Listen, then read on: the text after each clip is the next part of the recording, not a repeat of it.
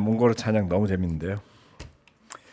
저는 가면은 매번 들었던 찬양이잖아요. 한 번도 따라 부를 생각을 해본 적은 없는데 그 운율이나 발음을 대충 알거든요. 근데 김민수 목사님이 읽는데 진짜 너무 재밌었어요. 우리 찬양을 인도하는 민수 목사님만 할 수 있는 그 찬양이었던 것 같습니다. 훌륭했습니다. 그 요들들은 한 3-4명 빼고는 다 갑니다 이번에. 그래서 우리 잠실교회 우리 대학부하고 뭐 싱글 들하고 그다음에 영 프로페셔널이라고 이제 흔히들 부르죠. 젊은 직장인들. 그다음에 몽골에 있는 학생들과 또 젊은 직장인들이 다 같이 모여서 아마 젊은 사람들만 제가 보니까 30명, 40명 가까이 될 것 같아요. 그 중에 성경 공부하는 사람들도 있고요. 그다음 이번에 가는 우리 뭐 친구들도 좀 같이 가고 그래서 아주 훌륭한 수련회가 될 것 같습니다. 최근에 제가 그 요들 레슨을 한 2번 했다 그랬잖아요. 그리고 원래 오늘 요 레슨이 요들들한테 이제 준비했던 그런 레슨인데 김민수 목사님이 김민수 목사님 버전으로 만들어서 뒤에서 우리 요들하고 할 거고요. 저는 조금 바꿔서 여기 계신 형제 자매들과 같이 이 부분에 대해서 좀 나누고 싶습니다. 내 삶의 목표. 여러분들 지금 목표를 세울 때 몇 년 단위로 세우세요? 흔히? 네? 몇 년 단위? 다 다르겠죠, 그렇죠? 예. 그런데 살면서 나이가 들어감에 따라서 목표가 조금씩 달라지지 않나요? 여러분 유치원 다닐 때 혹시 목표 있으셨어요? 그때는 없죠. 초등학교쯤 가면 사람들이 막 물어보지 않나요? 너 커서 뭐가 될래? 뭐가 되고 싶니? 너 뭐가 될래? 이런 부정적인 뜻은 아니고 너는 뭐가 되고 싶냐? 이렇게 물어보잖아요. 여러분은 그때 뭐라고 대답하셨었어요? 대답하신 게 있나요 혹시? 네? 조한진 형제님. UFO 헌터? 뭔가 느낌이 있네. 네, 그러셨을 것 같아요. 네. 정재현 형제는 뭐 미래 소망이 뭐라고? 대답 못했어요? 저는 초등학교 다닐 때 과학자가 되는 게 꿈이었습니다. 왜 그랬냐면 그 소년동화 뭐 이런 거 있었잖아요. 소년동화였나요? 아무튼 월간지 뭐 이런 거 나오면 거기에 이렇게 장난감 같은 게 딸려서 나온 게 있어요. 등대 뭐 이런 거 나오고. 그래서 그런 걸 만들면서 해보니까 이게 훨씬 재밌어요. 공부 중에. 그래서 제가 과학자가 되고 싶다 이런 생각을 했는데 뭐 전혀 관계없는 사람이 되어 있죠. 중학교, 고등학교쯤 가면 이제 꿈들이 좀 더 구체적이 되지 않나요? 네, 고등학교쯤 돼 갖고는 나는 이걸 하겠다, 저걸 하겠다 이런 목표들이 생기죠. 그리고 이제 대학을 졸업하고 나면 현실에 적응하면서 서서히 뭐가 되겠다가 사라지는 것 같아요. 예, 그 현실에 적응하느라고 바빠서 그러다가 보면 이제 은퇴할 때가 다들 되신 거죠. 자, 이제는 그런 거 생각하기에는 이제 좀 나이가 든 거 아니야? 이렇게 생각해야 될까요? 아니면 지금이라도 내가 내 삶의 목표를 좀 더 구체적으로 세워놓고 가야 되겠다 이런 생각을 하시나요? 현직에서 은퇴한 제 친구들, 제 동창들은 이제 한 2명 빼고는 다 나왔습니다. 이제 전부 다 군에서 다 나왔고요. 3스타, 뭐 4스타 이런 친구들만 좀 남아 있는데요. 정권이 또 바뀌어서 남아 붙어 있는지는 잘 모르겠어요. 정치권의 영향을 많이들 받더라고요. 그래서 이제 은퇴한 친구들이 이제 물어보면 고생했잖아요. 평생 뭐 수십 년 동안 나라를 위해서 복무하고 가족과 떨어져 있고 뭐 그래서 나름대로 해보고 싶은 것들을 이렇게 물어보면 나는 지금 뭔가 정말 이루어보지 못한 걸 해보겠어 이런 친구 아무도 없어요. 쉬고 싶다. 대부분 이제 그런 이야기들을 하고요. 그래서 한 친구는 이제 원주에서 전원주택을 짓고 거기서 살기 시작을 한 친구도 있고요. 그 다음에 또 뭐 여행을 하고 싶다 이런 친구들도 있었습니다. 근데 뭐 꼭 같지는 않지만 그래도 그동안 얽매여 있다 보니까 하지 못했던 뭔가를 하고 싶다. 이것도 하나의 목표가 될 수 있지 않을까요? 예. 혹시라도 좀 너무 지쳤거나 무기력하게 느껴져서 목표나 계획이라는 단어만 들어도 좀 부담이 되고 이런 상태라면 이해합니다. 여러분, 적절한 지원과 도움이 필요한 상태일 겁니다. 모든 사람들이 똑같지는 않은데 상황이 다르고 여건이 다르더라도 예수님을 통해서, 그리고 우리가 정말 존경하는 신약 성경의 대부분을 집필한 사도 바울의 모습을 보면 매우 뚜렷한 목표의식이 있었다는 걸 알 수가 있습니다. 저는 그런 부분에 대해서 굉장히 도전도 되고 영감도 많이 받습니다. 두 구절인데 한번 보도록 하겠습니다. 마가복음 1장 38절 말씀. 예수께서 그들에게 말씀하셨다. 가까운 여러 고을로 가자. 거기에서도 내가 말씀을 선포해야 하겠다. 나는 이 일을 하러 왔다. 고린도전서 9장 23절 말씀. 나는 복음을 위하여 이 모든 일을 하고 있습니다. 그것은 내가 복에 동참하기 위함입니다. 예수님이 이런 말씀을 종종 하세요. 나는 잃어버린 양을 구하러 왔다. 이렇게 말씀하시잖아요. 나는 건강한 사람을 위해서 오지 않고 병든 사람과 죄인들을 위해서 왔다. 이런 말씀하시잖아요. 그러니까 예수님은 본인이 여기에 계시는 동안 뭘 해야 하는지를 명확하게 알고 있었기 때문에 내가 뭘 해야 하는 걸까? 이런 태도를 보이신 적이 없다는 거죠. 사도 바울도 마찬가지입니다. 그가 무슨 일을 하건 뭘 위해서 하는지 그는 뚜렷하게 알고 있었어요. 예수님과 바울의 공통점을 찾으라면 강력한 초점과 흐트러지지 않는 목표의식입니다. 그래서 사실 생각해보면 사도 바울은 젊은 시절에 갑자기 바리새인에서 바리새인들이 가장 싫어하고 제거했던 예수 그리스도의 제자로 개종을 하게 된 거잖아요. 촉망받는, 미래가 촉망되는 바리새인의 지도자였는데 한순간에 그 바리새인의 적이 됐어요. 어땠을까요? 자신의 정체성에 대해서 바로바로 예수님을 전하며 열심히 살았지만 혼란스럽잖아요. 제자들은 그들을 핍박했던 사람의 리더였기 때문에 여전히 두려움을 갖고 있었고, 자기가 속해 있었던 바리새인들은 그의 변한 모습을 보고 네가 뭐 때문에 그렇게 됐니라고 배우려고 하는 게 아니라 배신자라고 낙인 찍고 죽이려고 했거든요. 얼마나 당황스러웠을까요? 어느 누구도 바울을 지원해 주는 사람이 없는 상황이잖아요. 혼란스러웠을 것 같아요. 여러분들 그러한 정말 양쪽으로부터 약간 견제당하고 한쪽에서부터는 죽이겠다고 쫓아오고 뭐 이런 경험 드물지 않을까요? 바울은 그러한 상태였습니다. 정체성, 직업, 친구, 생활 패턴 모든 게 변화됐죠. 그런데 바울은 그런 와중에 하나님의 부르심을 명확하게 알게 됐고요. 주님이 그를 이방인의 사도로 세우신 것이 너무나 확실했기 때문에 그 방향으로 매진하면서 삽니다. 그래서 그가 무엇을 하건 그것은 주님과 복음을 위한 일이었어요. 그게 제일 재밌고 그게 제일 좋은 일이었던 겁니다. 그래서 마지막까지 핍박도 있었지만 복음을 위한 삶을 살다가 갔어요. 그런데 이 부분에서 이렇게 생각하실 수 있죠. 예수님과 바울은 그럴 수 있지만 그러면 1세대의 일반 제자들은, 일반 교회 성도들은 과연 그렇게 살았을까? 이렇게 질문해 볼 수 있잖아요. 예.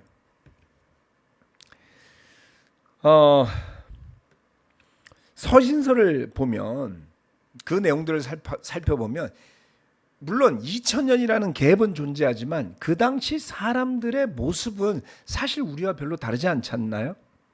예. 뭐 우리 시대와 별로 다르지 않을 법한 사건, 문제, 죄가 그들 가운데도 있었다는 걸 알 수가 있습니다.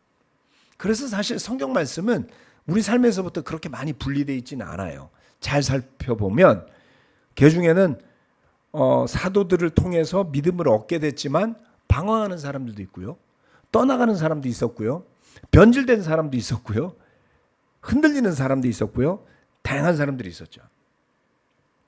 그래서 이 성경이라는 것을 통해서 어떤 영감을 얻고 배우고 따라가려고 할 때 거리감을 느낄 때에는 말씀을 볼 뿐만 아니라 여러분 직접 가서 여행을 해보시면 훨씬 더 좋고요. 저는 좋은 의미에서 성지순례 내지는 성지 여행을 권해드리고 싶습니다. 그래서 그 장소에 서서 당시 사람들의 삶을 한 번 더 생각해보고 예수님의 가르침을 생각해보고 바울의 그 가르침을 한번 생각해보면 그것이 지금 나와 어떤 관계가 있는지를 좀 더 당시 사람들의 삶과 성경 말씀을 중첩시켜서 묵상해볼 기회가 되죠. 여기는 잘 보이시나요? 너무 밝아서 좀 흐릿할지 모르겠습니다만 이 사진을 찍은 곳은 고린도입니다. 고린도.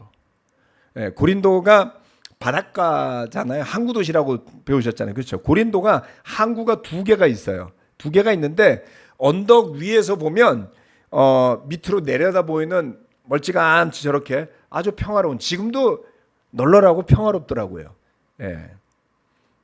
저곳에 서서 한번 생각해 보는 거죠.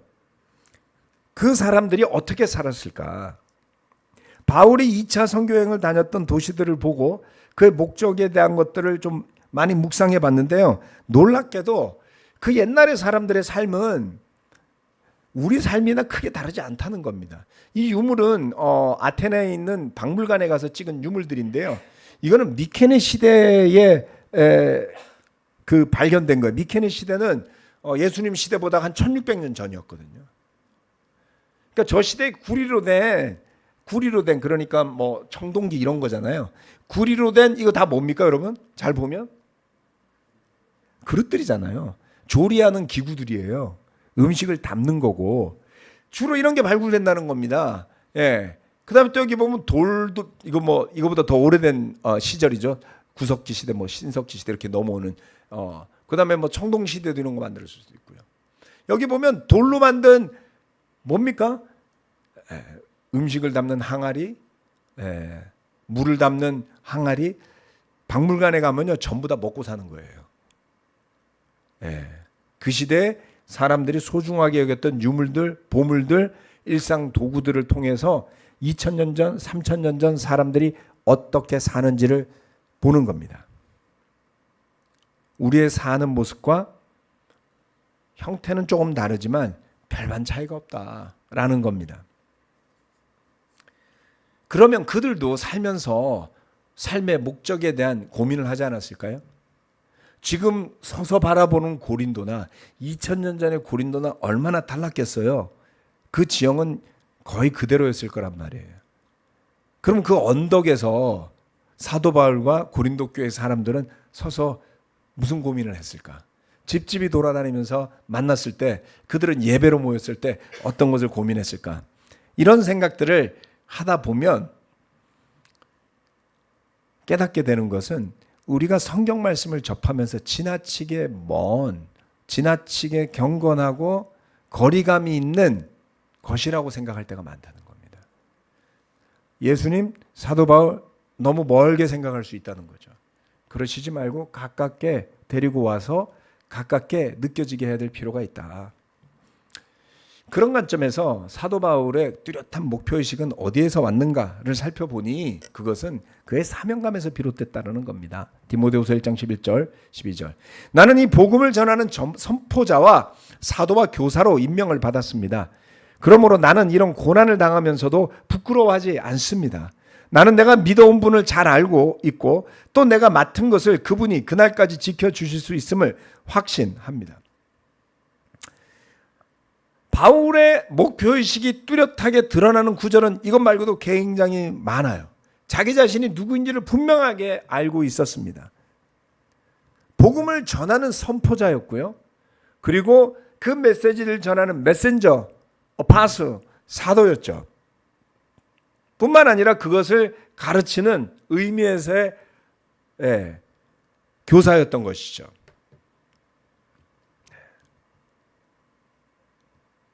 그렇기 때문에 본인에게 다가오는 문제들을 헤쳐나갈 때 그 정체성이 흔들리거나 잃어버리지 않는 겁니다. 그러한 확신을 디모데에게 또한 전하는 것을 볼 수가 있습니다. 그러면서 권면하죠. 디모데 또한 자기가 받은 사명이 뭔지를 생각하고 기억하라고 이야기하지 않습니까?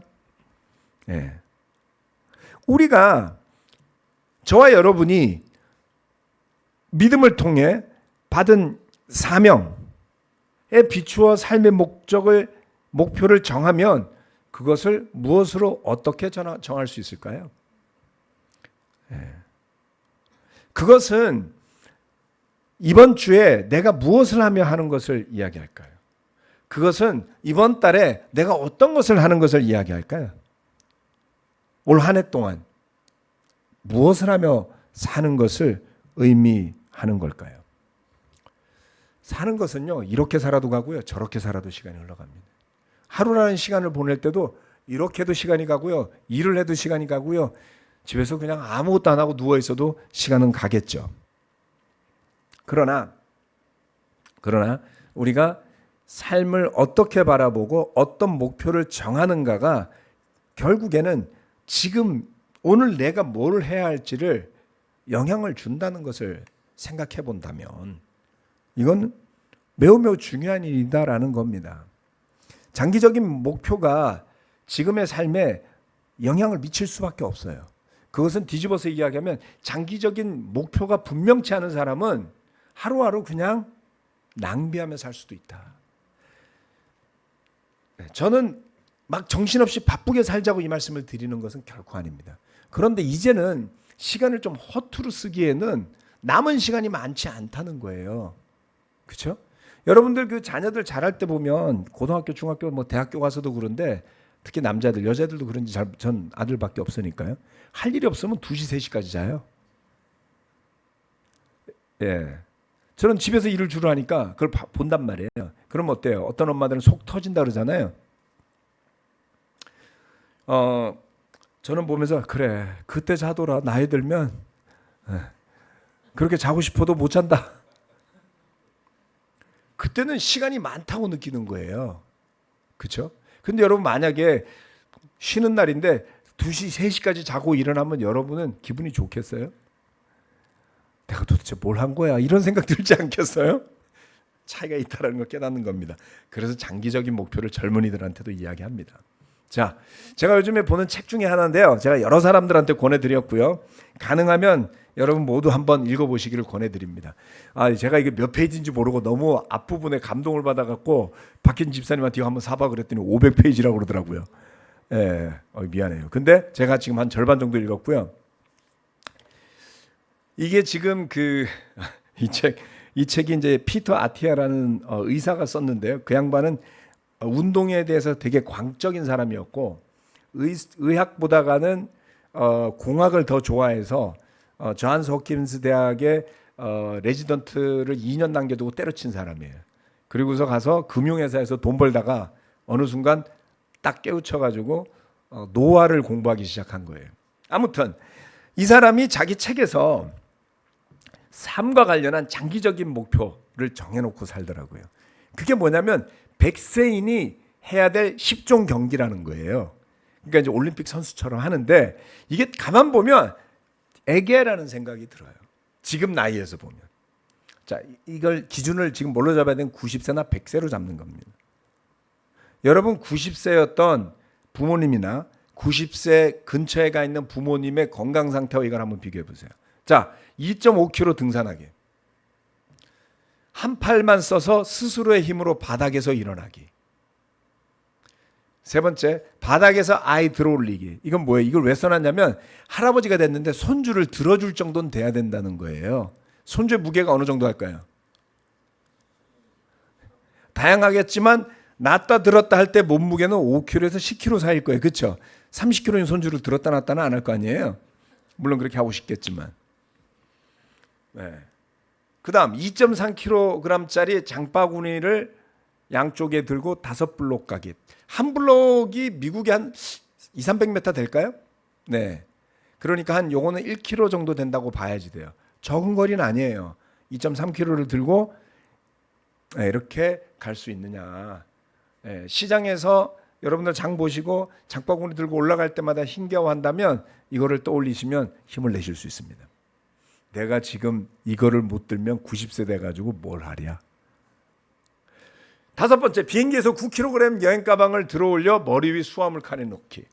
여러분 여행 갈 때 자기 가방도 못 드는 분들 계시지 않나요? 예, 끙끙거리고. 물론 무겁게 싸서 그렇게는 해요. 여기서는 9kg이라 그랬거든요. 핸드캐리 할 수 있는 가방이 9kg면 지금 한번 채워서 들어보세요. 그런데 이걸 90세의 나이에 100세의 나이에 올릴 수 있을까요? 연장을 해서 보는 겁니다. 눈을 뜬 채로 한 다리로 30초간 균형 잡고 서 있기. 한번 집에 가서 해보세요. 오늘. 여기서 하다가 엎어지면 저한테 소송 걸 수 있으니까 집에 가서 하세요. 눈 감고 15초. 지금 다 하실 수 있어요. 그런데 지금 이거를 겨우 한다? 큰일 나는 겁니다. 그럼 100세 돼서 거기까지 못 간다는 이야기죠. 제가 처음에 이걸 읽었을 땐 애게라고 생각을 했는데 이게 30년 뒤, 40년 뒤라고 생각을 하니까 생각이 달라졌어요. 90 넘은 노인네가 이 정도 하시는 분들은 거의 없습니다. 이거를 90, 100세가 되어서 할 수 있다면 그런 분들은 아마 건강과 관련한 1%도 아니고 0. 몇 퍼센트 내지 0.0 몇 퍼센트의 사람들이 아닐까요? 여러분 어때요? 한번 들어가 보시겠습니까? 이 이야기는 뭐냐면 오해하지 마십시오. 이 이야기는 거의 죽기 전까지 건강하게 살다가 가는 것을 목표로 한다는 이야기였어요. 9988 뭐 33인가? 뭐 그러지 않나요? 99세까지 팔팔하게 살다가 3일 앓고 뭐 죽는다 뭐 그거죠. 말만 그렇게 하시고 못 하시는 경우가 많아요. 그런데 이렇게 하기 위해서 지금 내 나이에 내가 뭘 해야 될까 하면 목표가 정해진다라는 겁니다. 그래서 제가 운동에 대한 저의 관점과 목표를 완전히 다시 바꿨어요. 이렇게 살면 안 되겠구나. 저는 저 딴에 열심히 관리한다고 살았지만 혈압도 나오고요. 고지혈증도 생기고요. 당도 올라가고요. 그래도 제 나이 또래에 비해서는 건강하다고 생각했지만 그것은 어디까지나 핑계나 변명에 불과한 거예요. 저는 90세가 되었을 때 저의 피지컬한 것에 대한 목표가 분명하지 않았습니다. 그리고 추적해서 보니까 지금 상태로 가면 안 되는 거였어요. 그리고 지금 주어진 시간과 여건 하에 제가 더 집중해서 해야 될 일이 있다는 것을 깨닫게 됐습니다. 그런데 여러분 놀랍게 그걸 하기 시작하니까 다른 게 좋아지는 거예요. 집중력이 좋아지죠. 힘도 더 생기죠. 의욕도 더 생기죠. 삶의 태도도 바뀌죠. 영적인 거하고 육적인 것과 아무 관계가 없다라고 말할 수 없다는 걸 깨닫게 된 거죠. 그러면 이것은 육체와 관련한 부분인데 60, 70, 80, 90이 언젠가 올 것이라는 막연한 생각 대신에 지금 우리가 서 있는 현실을 바탕으로 미래를 그려보고 지금 준비한다면 개선되어야 할 부분이 보이지 않겠습니까? 영적인 부분 포함해서 제가 말씀을 드리는 겁니다. 80이 되어서도 이것 저것을 할 수 있거나 이런저런 상태의 영성과 건강을 유지하는 것, 그냥 뒤로 사라지는 노인이 아니라 80이 되어서도 가정과 사회에 기여할 수 있는 사람으로 살아갈 수 있는 모습, 뭐가 나쁘고 문제가 되겠습니까? 그렇죠? 그것은 지금 우리 하기 나름이라는 겁니다. 그 관점이 많은 것을 변화시킨다는 것이죠. 저와 여러분은 본인의 영적인 상태에 대해서 얼마나 만족하고 있을까요? 그것을 어떤 기대로 바라보고 어떤 기준에 맞춰서 생각하고 있을까요? 이 정도면 충분해 라고 할 건가요? 아니면 어떤 부분에서 놓치고 있는 것들, 마땅히 가 있어야 할 곳에 가 있지 못한 것들을 찾아낼 것입니까?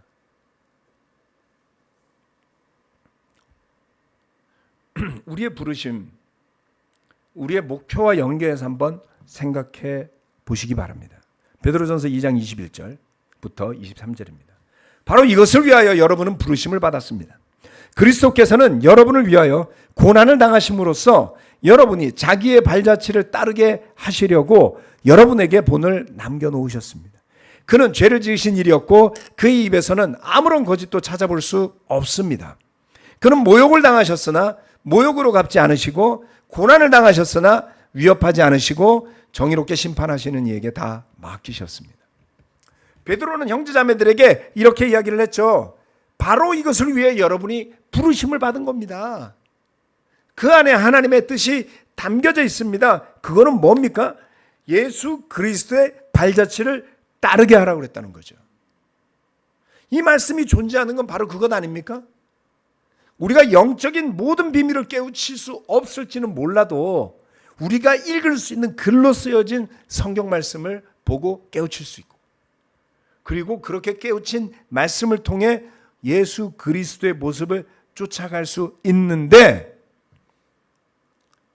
그것을 비교하지 않는 사람들이 너무나 많다. 무슨 이야기냐면 지금 내 모습에 너무 만족해서 더 개선하거나 더 바뀌거나 더 성장하려는 생각이 없는 거예요. 어떻게 할 수 있어요, 여러분? 심플하게 볼 수 있습니다. 여러분, 본인의 부족한 모습을 더 발전시키기 위해서 조언 구해보신 적 있나요? 최근에? 과거에 우리가 젊었을 때 그런 마음이 있는지 없는지도 모를 때 누군가가 맨날 바꿔야 된다라고 말할 때 억지로 참으면서 왔다면 여러분 손해보신 거예요. 물론 여기에 계시거나 지금 이 설교를 듣고 계시는 분 중에 그런 분은 거의 없으리라고 저는 믿지만, 한 가지 저는 이렇게 느끼고 있어요. 뭐냐면 스스로 변화하려고 하지 않는 사람을 바뀌게 할 수 있는 방법은 없다는 겁니다.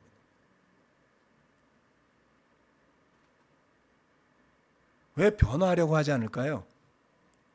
안주하기 때문입니다. 목표가 없기 때문입니다.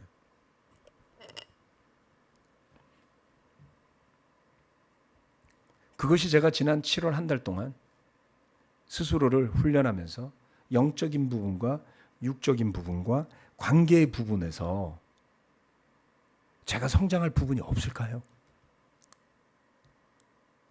말도 안 되잖아요. 그렇죠? 저의 말투나 행동이나 사람을 대하는 것이나 제 아내와의 관계나 저희 자녀들과의 관계나 동료 목회자들과의 관계나 성장해야 될 부분이 있습니다. 미팅에서 하면 김 목사님, 형님 그거는 이렇게 하셔야 돼요. 옆에서 딱 이야기해 주거든요. 김민수 목사님도 이야기해 주거든요. 김 목사님도 이야기해 주거든요. 우리 두 집사님도 한마디씩 해주거든요. 저를 우습게 알거나 무시해서가 아니에요. 제가 좀 더 나은 리더가 되길 바라는 것 아닙니까? 좀 더 나은 모습으로 섬기기를 원하시는 것 아닌가요? 그런 이야기를 들을 수 있는 저는 불쌍한 사람입니까? 아니면 복받은 사람입니까? 복받은 사람이에요. 아무도 여러분에게 아무 이야기도 안 해준다면 두 가지 가능성이 있죠. 하나는 여러분 너무 완벽해서 아무 이야기도 할 수 없거나, 뭐 말만 하면 뒤집어지니까 절대 말을 해줄 수 없거나. 어느 쪽이십니까, 여러분?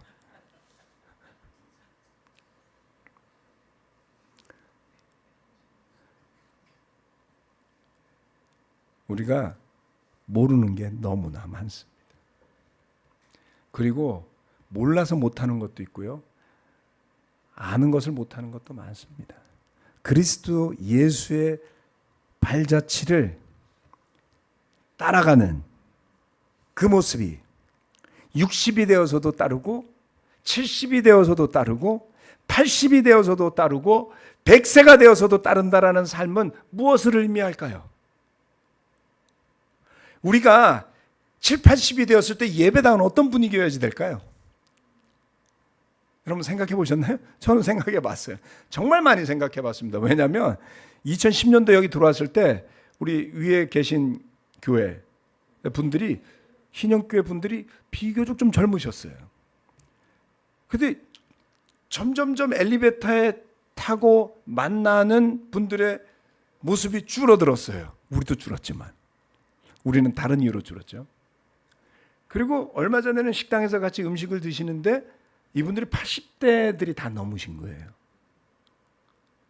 그래서 저는 거기서 살짝 우리 교회 미래를 본 거예요. 여기 있는 형제 자매들이 이대로 20년 더 가면 80에 근접하거나 넘어가시는 분들도 몇몇 분 보이십니다.